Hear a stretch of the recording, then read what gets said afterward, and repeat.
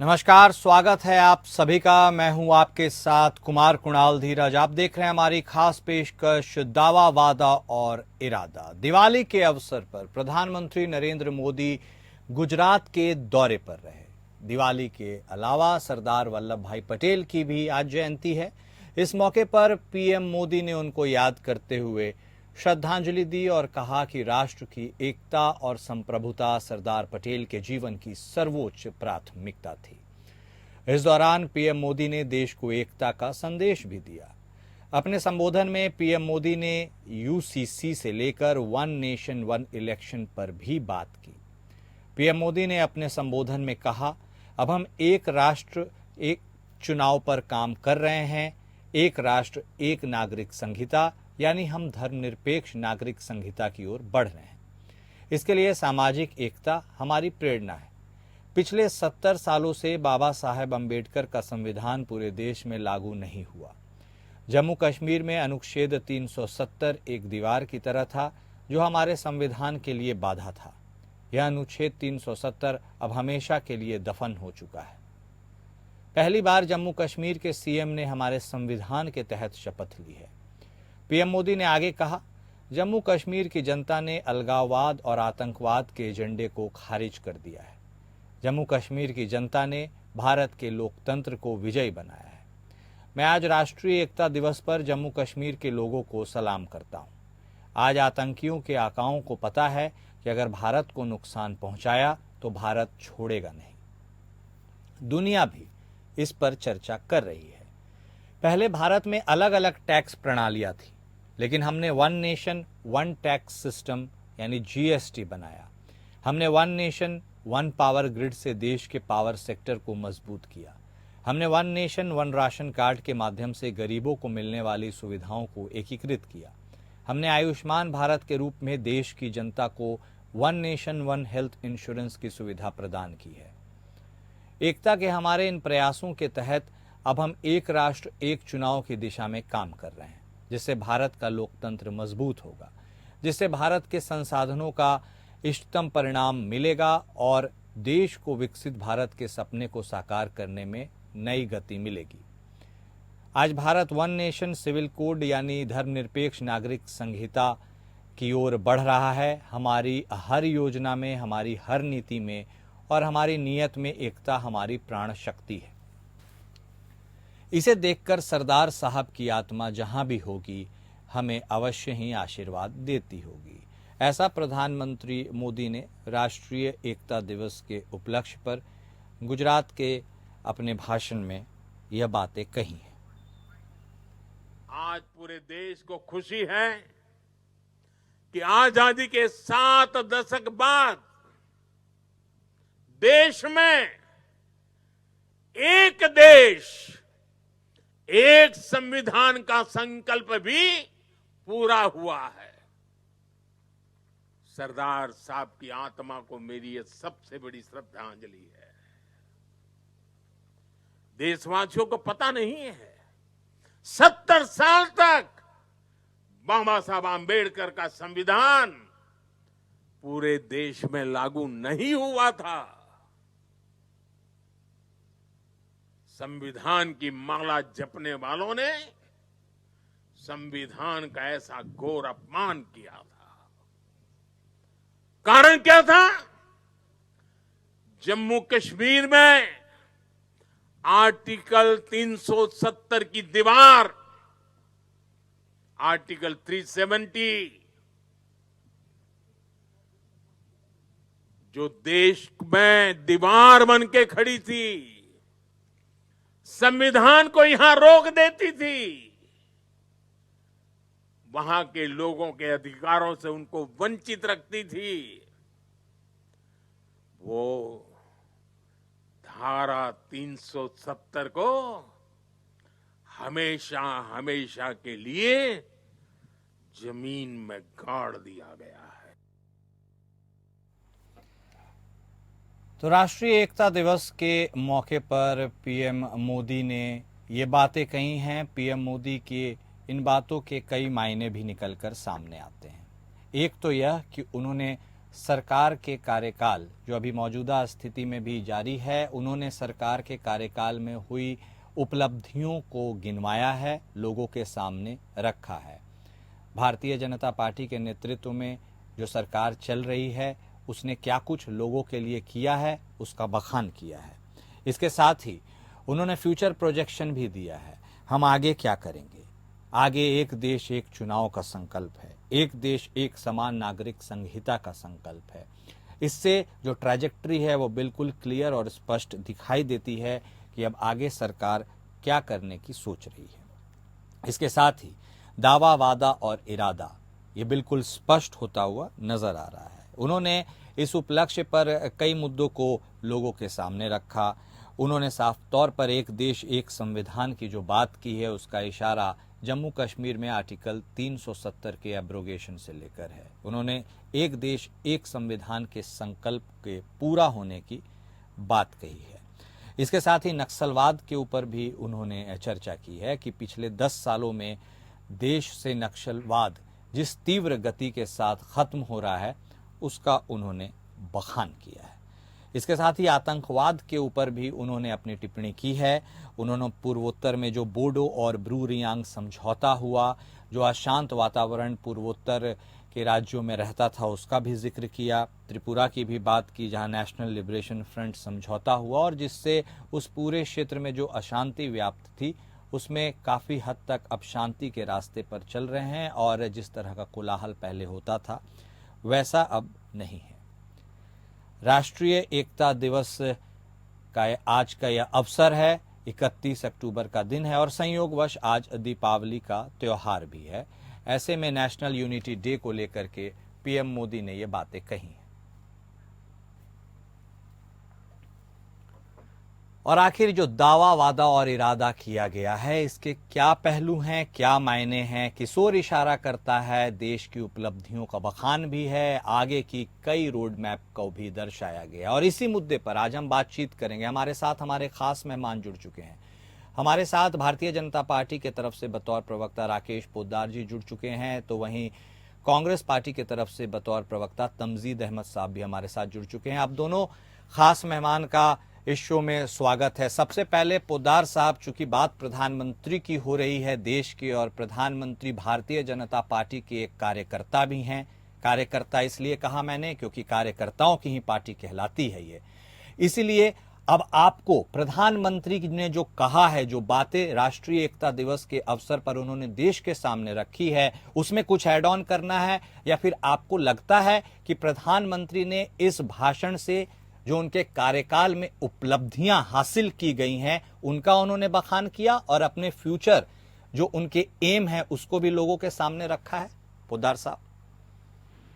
कुणाल जी, पहले तो पूरे देशवासियों को आपके चैनल के माध्यम से दीपावली की हार्दिक शुभकामनाएं देना चाहता हूं कुणाल जी। आपको भी। और रही बात राष्ट्रीय एकता दिवस के ऊपर, जिस तरह देश के प्रधानमंत्री ने शांति के लिए, राष्ट्र के लिए, राष्ट्र के निर्माण के लिए, एकता के लिए उन्होंने वचनबद्ध जो 10 सालों में कार्य किए हैं, उस कार्य को व्याख्यान के रूप में पूरे देश में मोदी की गारंटी को जाना जाता है। भारतीय जनता पार्टी, आपने बिल्कुल कहा, कार्यकर्ताओं की पार्टी है। इसमें कार्यकर्ता है। आप देख सकते हैं कि देश के प्रधानमंत्री जब भारतीय जनता पार्टी के कार्यालय में आते हैं तो एक कार्यकर्ता के रूप में संसदीय बोर्ड की बैठक में बैठते हैं और हमारे राष्ट्रीय अध्यक्ष बीच में बैठते हैं। सही, हमारी कार्यकर्ताओं की पार्टी है। रही देश की बात, देश में हमेशा हम चाहते हैं कि शांति हो, शांति का प्रतीक हो, राष्ट्र का निर्माण हो, राष्ट्र हमारा आगे बढ़े और विश्व के लिए, विश्व के पटल पे हमारा देश सबसे आगे हो। इसी निर्माण में भारतीय जनता पार्टी का एक एक कार्यकर्ता, एक एक आदमी लगा हुआ है और देश के प्रधानमंत्री खुद लगे हुए हैं। और हमारे देश के प्रधानमंत्री के नेतृत्व में जो देश और देश के जो कैबिनेट के मंत्री हैं, सभी लोग सभी कार्य में लगे हुए हैं कि देश की एकता को आगे बढ़ाएं। तमजीद अहमद साहब भी हमारे साथ जुड़े हुए हैं। अहमद साहब, प्रधानमंत्री ने आज राष्ट्रीय एकता दिवस के अवसर पर बहुत सारी बातें कही हैं, लोगों को इन बातों से अवगत कराया है। एक तरह से यूं भी समझा जाए कि सरकार की उपलब्धियों को सामने रखा गया है। रोड मैप भी फ्यूचर का उन्होंने बताया है कि एक देश एक संविधान तो लागू हो गया, अब आगे एक देश एक चुनाव यानी वन नेशन वन इलेक्शन, एक देश एक नागरिक आचार संहिता यानी यूनिफॉर्म सिविल कोड, इन सब के बारे में उन्होंने सतही तौर पर जिक्र कर लिया है, मतलब इशारा साफ है कि अब ये होने वाला है। आप प्रधानमंत्री के इस भाषण को कैसे देखते हैं? ओपनिंग कमेंट आप भी अपना दे दीजिए अहमद साहब। ठीक है, नमस्कार, और आपको और आपके सारे दर्शकों को दीपावली की बहुत बहुत शुभकामनाएं। आपको भी। देखिए, प्राइम मिनिस्टर साहब का जो भी बयान आया है आज, निश्चित रूप से बयान तो प्रधानमंत्री जी हमेशा देते रहते हैं, कोई नई बात नहीं है। लेकिन सौभाग्य से, देश के सौभाग्य से और देश की जनता ने ऐसा जनादेश दिया है कि प्रधानमंत्री जी 2019 वाले प्रधानमंत्री नहीं रह गए हैं, ये 2024 का है। उन्हें भी पता है कि विपक्ष इतना मजबूत है, वो कुछ भी मंचों पे आके कहें, कुछ भी कहते रहे, उससे कोई फर्क नहीं पड़ता है। विपक्ष बहुत मजबूत है। बहुत सारे 5 बिल लेके आए थे जो जन विरोधी बिल थे, वो पिछले सत्र में पास नहीं करा पाए। ये जितने भी जन विरोधी बातें हो रही है, कर रहे हैं, वो विपक्ष पूरी तरीके से मजबूत है और पूरी तरीके से इंश्योर करेगा कि किसी भी तरीके का जन विरोधी बिल यहाँ से पास न होने पाए। यहाँ रही वन नेशन इलेक्शन की बात, तो भारतीय जनता पार्टी और आरएसएस का तो ये विचार है, वन नेशन नो इलेक्शन, ये विचार है। ये चाहते ही नहीं कि इलेक्शन है, क्योंकि उन्हें पता है कि इलेक्शन में इन्हें बड़ी परेशानियों से जूझना पड़ता है। इनको वोट मांगने जाना पड़ता है, इनको झूठ बोलना पड़ता है, इनको दंगे कराने पड़ता है, इनको फसाद कराने पड़ता है, तब जाके बड़ी मुश्किल से इनको वोट मिलता है। तो चाहते ही नहीं कि इनके विचार में नहीं कि इलेक्शन हो। लेकिन इससे भी कोई फर्क पड़ने वाला नहीं है। पहले भी कोशिश कर चुके, आगे भी कोशिश करेंगे। ये बिल भी नहीं पास होगा। और जहां तक नक्सलवादियों की बात है, तो अच्छी बात है कि नक्सलवाद देश से खत्म हो जाए, ये तो सभी लोग चाहते हैं। अच्छी बात है कि आतंकवाद खत्म हो जाए, ये तो सभी चाहते हैं। लेकिन इतिहास ऐसा रहा है कि पूरी भारतीय जनता पार्टी, पूरी सरकार बयान वीरों की सरकार है। बयान दे देते हैं, अखबारों में छप जाता है, बात खत्म हो जाती है। इसी तरीके से जम्मू कश्मीर में जिन्होंने जब नोटबंदी की थी तो उन्होंने कहा था कि नोटबंदी कर देंगे तो जम्मू कश्मीर का आतंकवाद खत्म हो जाएगा। अभी पिछले हफ्ते तक जम्मू कश्मीर में किस तरीके से हमले हो रहे हैं, किसी छुपा नहीं है। नक्सलवाद किस तरीके से बढ़ा है, किसी छुपा नहीं है। तो बयान दे देना, बयान छप जाना और बयान चल जाना, वो अलग बात। फिर वास्तविकता ये है कि जनता का विश्वास इनके बयानों से उठ चुका है। जनता का विश्वास प्रधानमंत्री से उठ चुका है, जनता का विश्वास गृह मंत्री से उठ चुका है। तो आने वाले वक्त में जनता इनको खुद से साफ कर देगी और जनता इनकी पूछताछ। ठीक है पोद्दार साहब, अब यदि हम हाइलाइट्स पर आते हैं तो बात हुई नक्सलवाद पर, बात हुई आतंकवाद पर, इन सारे मुद्दों को छुआ गया, टटोला गया। नक्सलवाद बेहद, ये बात सच है कि नक्सलवाद काफी कम होते जा रहा है, लेकिन उन्होंने अर्बन नक्सल के ऊपर भी इशारा कर दिया। अब ये भी बता दीजिएगा कि ये अर्बन नक्सल कौन है। और दूसरी बात, जो बात हुई आज की एकता दिवस की पोद्दार साहब, तो एकता दिवस में विविधता में एकता की ओर इशारा किया गया है। लेकिन यदि भारतीय जनता पार्टी की बात की जाए, जो विपक्ष भी कहता है, ऐसा सुना गया है कि आप ध्रुवीकरण की राजनीति कर रहे हैं। उत्तर प्रदेश के मुख्यमंत्री योगी आदित्यनाथ साहब का भी एक पंच लाइन है जो खूब फेमस हुआ, लोगों ने उसे रिपीट भी किया है, बटोगे तो कटोगे। आरएसएस ने भी इसका जिक्र किया। प्रधानमंत्री मोदी साहब ने भी, शायद मैं गलत न हो तो महाराष्ट्र में एक चुनावी जनसभा जब संबोधित कर रहे थे तो उन्होंने इसका उल्लेख किया। तो ये सर, जो एकता के दिवस के दिन हम ये बातें अच्छी सुन रहे हैं, ऐसे में यह बात बटोगे तो कटोगे और उसका समर्थन करना, ये थोड़ा सा आपको नहीं लगता है कि एक अजीब सा डिलेमा है, विरोधाभास है पोद्दार साहब? राज्य में एकता दिवस के ऊपर आपने जो प्रश्न उठाया है आज कि बटोगे तो कटोगा, इसका अर्थात परिभाषा में बता देना चाहता हूं कि जब हम लोग अंग्रेजों से लड़ाई लड़ने का काम किए तो हम लोग आपस में जातिवाद में बटे हुए थे और हर समाज के लोग बटे हुए थे। जब हमारे देश के बुद्धिजीवी लोगों ने सोचा कि अंग्रेज को भगाना है तो क्या करना पड़ेगा, तो हम लोगों ने अपने जितने भी जातिवाद में बटे हुए थे उनको हम लोगों ने एकत्रित किया। फिर हम उन लोगों को शिक्षा के बारे में बताया, फिर उनको सत्ता के बारे में बताया कि सत्ता आने के बाद हम लोग क्या कर सकते हैं, और राजनीति की परिभाषा हम लोगों ने सिखाया। तब हम अंग्रेजों को भगाने का काम किया। इसीलिए हम कहते हैं कि समाज में कोई भी व्यक्ति हो उसको हम जोड़ने का काम कर रहे हैं और एकत्र करने का काम कर रहे हैं कि बटोगे तो कटोगा।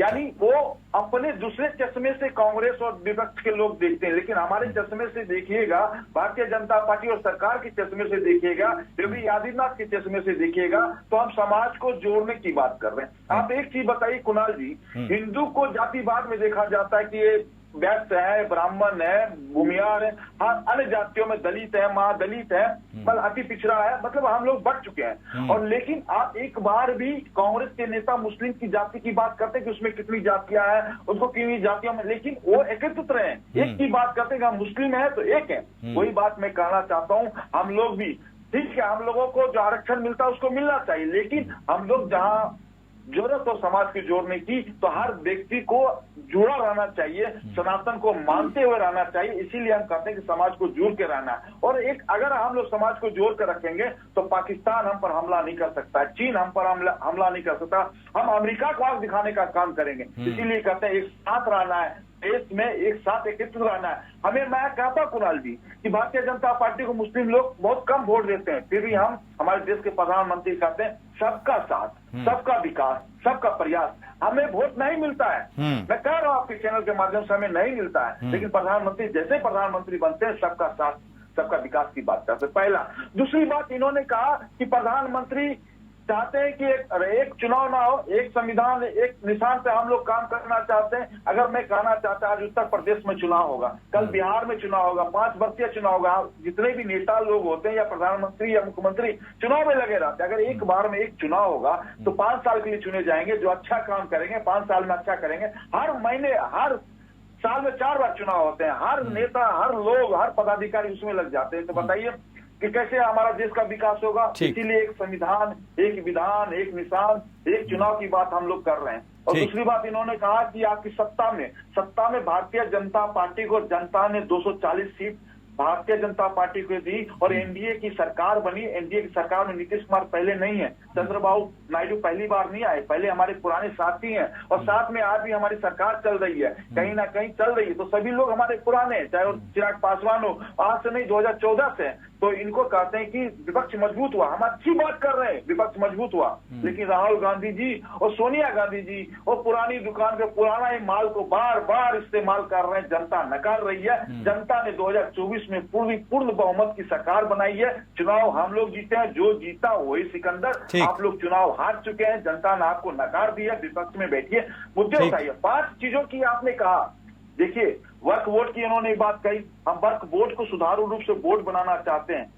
किसी ने आज तक इस आवाज को उठाया नहीं उठाया, हम लोग चाहते हैं। दूसरी बात, अब 4-5 इन्होंने बिल की बात की, हम 5 बिल को पास करेंगे। 5 बिल जनता के हित में है कुणाल जी, और मैं जनता को चाहता हूँ दीपावली का हार्दिक शुभकामनाएं देते हुए 5 बिल अगली जो सत्र आ रहा है उसमें पारित करेंगे। ठीक है, चलिए। तो चुनावी गठबंधन की बात हो, पुराने साथी जुड़ गए, आपने नीतीश बाबू का भी नाम लिया, चंद्रबाबू नायडू का भी नाम लिया, तो ये कई बार आपसे छिटके भी हैं। हाँ, लेकिन चुनाव की ये खूबसूरती होती है कि सरकार में रहने के लिए लोग एक दूसरे से जुड़ भी जाते हैं। अहमद साहब, साफ तौर पर पोद्दार साहब का कहना है कि भाई जनता के लिए तो काम जो किया जा रहा है वह उन्हीं की पार्टी के नेतृत्व में जो सरकार है उनके द्वारा किया जा रहा है, उनके हित को रखते हुए किया जा रहा है। और उन्होंने सामाजिक एकता की बात की है, मतलब बटोगे तो कटोगे के मतलब है कि सब एक साथ रहें। इसको आप कैसे देखते हैं? आपको लगता है आप उनके बातों से आप उनके बातों का समर्थन करते हैं, उससे इत्तेफाक रखते हैं? अहमद साहब। कुणाल भाई, एक हरशंकर परसाई की एक चौपाई है कि जब शर्म की बात गर्व की बात बन जाए तो समझिए लोकतंत्र अच्छा चल रहा है। यही हाल भारतीय जनता पार्टी का है। ये जो लड़ेंगे, कटेंगे, बटेंगे, ये सब बातें आज से 10 साल पहले लोग अपने घरों पर भी नहीं करते थे। जिस तरीके की बात आज भारतीय जनता पार्टी उसके शीर्ष नेतृत्व में प्रधानमंत्री, गृह मंत्री, मुख्यमंत्री कर रहे हैं, ऐसी बातें लोग अपने घरों पर भी करना पसंद नहीं करते। और धीरे धीरे तो मुझे ऐसा लग रहा है कि जिस तरीके से भारतीय जनता पार्टी का राजनीतिक विचारधारा, जिस तरीके से इनका अवसान होता जा रहा है, जिस तरीके से इनकी मत भ्रमता हो चुकी है, मुझे तो ऐसा लग रहा है कि धीरे धीरे भारतीय जनता पार्टी को लोग समाज में एक फ्रिंज एलिमेंट्स के नाम से डालेंगे। आप बताइए, चुनाव हार गए, आपको काम करना चाहिए था देश के लिए, आप क्या करना शुरू कर दिया? आपने देश के अंदर सांप्रदायिकता फैलानी शुरू कर दी, आपने देश को नफरत की तरफ भेज दिया। तो कुल मिला के मुझे तो ऐसा महसूस। एक मिनट पोद्दार साहब आएंगे आपके पास, उनको भी कंप्लीट कर लेने दीजिए। हाँ, इनकी कॉमेडी हो गई है, इनकी कॉमेडी हो गई है। बात सुनिए। हाँ, बोलिए। एक मिनट पोद्दार साहब, काउंटर लेंगे आपका, एक बार उनको अहमद साहब को कंप्लीट कर लेने दीजिए। हाँ, अहमद साहब, अब आपका असली चेहरा दिखला देते हैं। बोलिए। ये अपनी कह रहे थे कि आजादी की लड़ाई में हम लोग लड़ रहे थे। कौन लड़ रहा था? आरएसएस वाले तो अंग्रेजों की दलाली कर रहे थे, संघ वाले तो आरएसएस की गुलामी कर रहे थे। मुखबिरी कर रहे थे। आप वहाँ आजादी की लड़ाई लड़ रहे थे। कौन सा नेता आपका शहीद हुआ आजादी की लड़ाई में? कौन सा नेता आपका जेल में आजादी की लड़ाई में? कुणाल जी, यहाँ बात झूठ बोलोगे। ठीक है, जवाब लेंगे। अब आता हूँ उनकी सामाजिक ठीक है, लेंगे जवाब पोदार साहब। एक मिनट, अब आता हूँ, सुनिए भाई, एक हो गया, हो मिनट, गया। एक मिनट पोदार साहब, ऐसे दोनों आप बातचीत कीजिएगा तो किसी को कुछ पता नहीं चल कॉमेडी हो पाएगा। गई भाई, सुनिए अब बात, कॉमेडी हो गई आपकी। अब आप बात सुनिए, सामाजिक समानता की ये बात कर रहे हैं हम लोग, तो कह रहे हैं ना आप सरकार में हैं। आज देश के पीएमओ के अंदर 95% अधिकारी बैठ के देश के 90% जनता का भाग्य तय कर रहे हैं। सिर्फ SC ST OBC का 5% रिप्रेजेंटेशन है कुणाल भाई। कर दे, आज कर दे, कल कर दे, परसों कर दे, कौन मना कर रहा है? आबादी के हिसाब से पीएमओ के अंदर सबको हिस्सेदारी दे दे। है हिम्मत, है हैसियत। आज देश के अंदर 500 कंपनियां हैं जिसमें एक भी SC ST OBC की नहीं। करा दे, आज कर दे, कल कर दे, परसों कर दे, कर दे, कौन मना कर रहा है? 300 कंपनियां SC ST की खड़ा कर दे, कौन मना कर रहा है? जिस तरीके से आरक्षण छीना जा रहा है इस देश के अंदर से, इनकी सरकार ने खुद माना, योगी सरकार ने, कि गंभीर आरक्षण की अनियमितता हुई है 69,000 शिक्षक भर्ती घोटाले में, करके दे दे, कौन मना कर रहा है? लेकिन कुल मिला के कटेंगे बटेंगे में इनका इशारा कहीं और है कि आप लोग अगर एकजुट नहीं रहेंगे तो SC ST OBC को उनका हक और अधिकार मिलना शुरू हो जाएगा। ये इशारा कहीं और कर रहे हैं, आप समझ नहीं रहे उस इशारा को। इनका इशारा ये है कि अगर ये लोग अगर बढ़ जाएंगे तो अडानी अंबानी इस देश को नहीं चला पाएंगे। इसलिए इशारा इनका कहीं और है कि SC ST OBC माइनॉरिटी को उनका हक और अधिकार न मिल पाए, इसलिए ये उनको इशारा कर रहे हैं कि आप लोग बिल्कुल बटिएगा नहीं।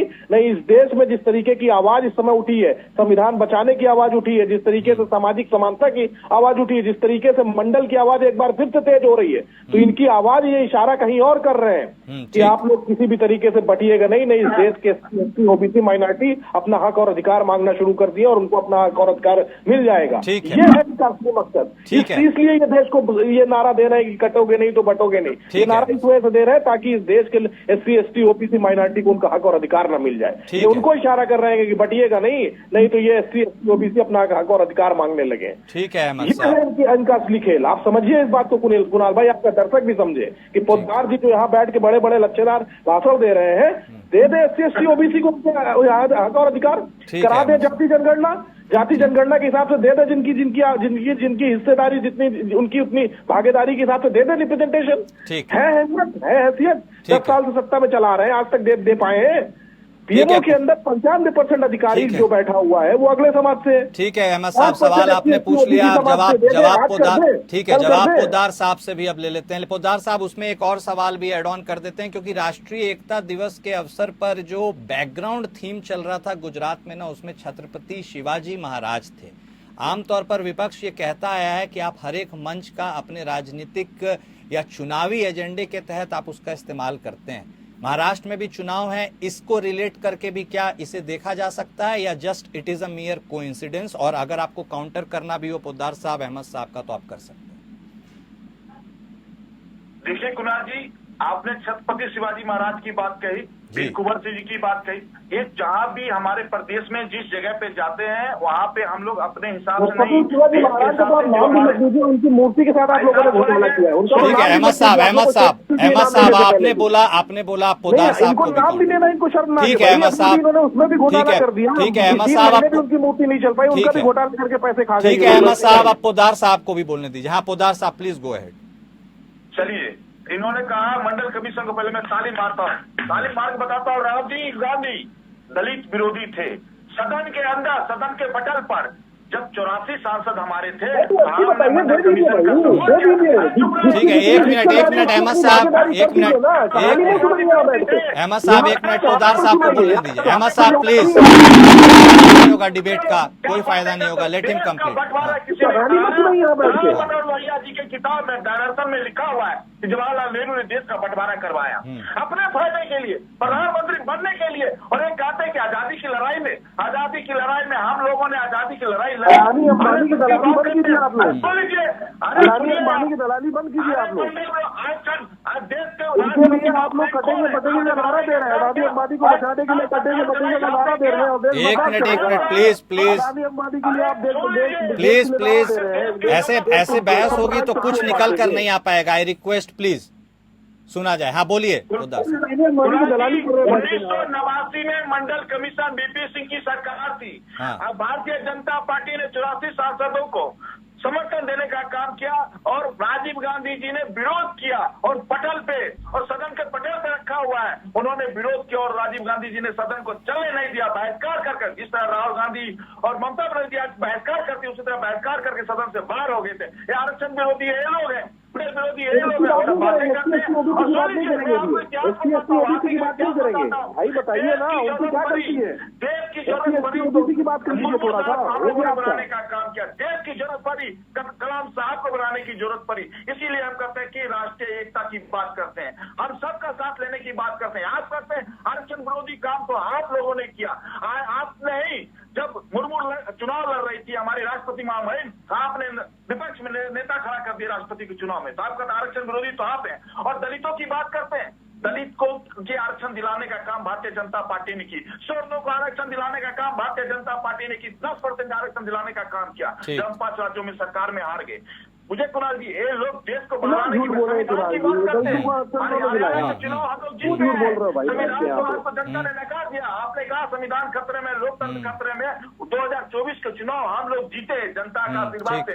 जनता जानते कि आप लोग क्या है, तुष्टीकरण की राजनीति आपने किया, जनता का दुरुपयोग, ठीक है, देश का दुरुपयोग करते परिवार बात के इन्होंने राजनीति। ठीक है, ओके। राजनीतिक आरोप प्रत्यारोप अपने चरम पर है, ये होते आया है राजनीतिक पार्टियों में, और आप दोनों खास मेहमान हमारे साथ जुड़े, आपने अपनी बातों को दर्शकों के सामने रखा, आपका बेहद शुक्रिया। तो राष्ट्रीय एकता दिवस के अवसर पर प्रधानमंत्री मोदी ने अपने संबोधन में काफी सारी बातों को कहा, जिसमें उनका दावा भी था, कई वादे भी थे और इरादा भी था। जनता सब देखती है, समझती है और वही अपने नेता को चुनकर फिर से वोट भी देती है और किसी को विपक्ष में भी बैठाती है। लेकिन राष्ट्रीय एकता दिवस की खूबसूरती यही होती है और रहनी चाहिए कि विविधता में भी एकता, यानी अनेकता में एकता बरकरार रहे। मेरे साथ फिलहाल इस खास पेशकश में इतना ही। नमस्कार।